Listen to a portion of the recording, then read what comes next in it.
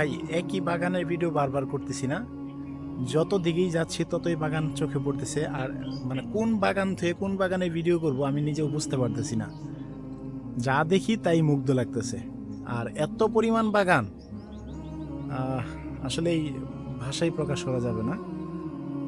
কারো যদি মনের কোনো ইচ্ছা থাকে যে আপনি ঘুরে দেখে যাবেন, দেখেন আমি শত ব্যস্ততার ভিতরেও কেন যেন এই প্রকৃতির টানে এতটাই মুগ্ধ যে আসতে বাধ্য হয়েছি। আমার খুব ভালো লাগছে। আর সবচেয়ে বড় কথা হচ্ছে কি, আমার দুঃখের বিষয়, আমার ড্রোন ছিল, ড্রোনটা ক্র্যাশ করে উত্তরা দিয়াবাড়িতে। এরপর থেকে আমি অনেকটাই ভিডিও থেকে পিছনে চলে আসছিলাম। ভিডিও করব, বাট অপেক্ষায় ছিলাম যে আমার ড্রোনটা আসবে। এখনও আমার ড্রোনটা আমার হাতে পাই নেই।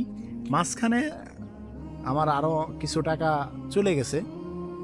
আমি DJI Mini 4 Pro এই ড্রোনটা নেই। তো আমি প্রথম সাজেশন করব যে কেউ যদি ড্রোনের চিন্তা করেন যে আমি আগে ড্রোন নিব পরে ভিডিও করব, আমি তাদেরকে বলবো যে ভাই আগে ড্রোনের কোনো প্রয়োজন নাই। আগে আপনি ভিডিও রেডি করেন, পেজ সম্পর্কে জানেন, বিস্তারিত বুঝেন, দেন আপনি ভিডিও করা শুরু করেন। না বুঝে না জেনে আপনি ভিডিও করেন না।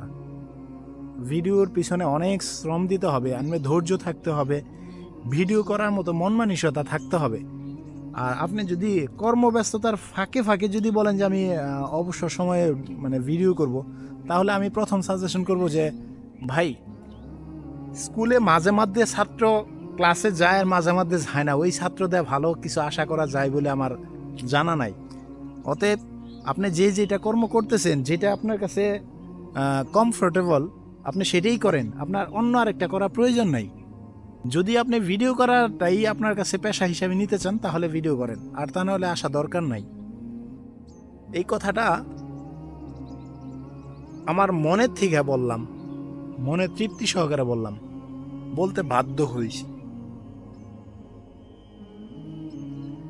ওই সুন্দর সুন্দর ভিডিও দেখে যে মনে করবেন যে ভাই ভিডিও করা অনেক সহজ, খালি ভিডিও করলাম আর আপলোড দিয়ে দিলাম, ভিউ হয়ে যাবে, এইটা ভাই বোকা রাজ্যে বসবাস করার মতো।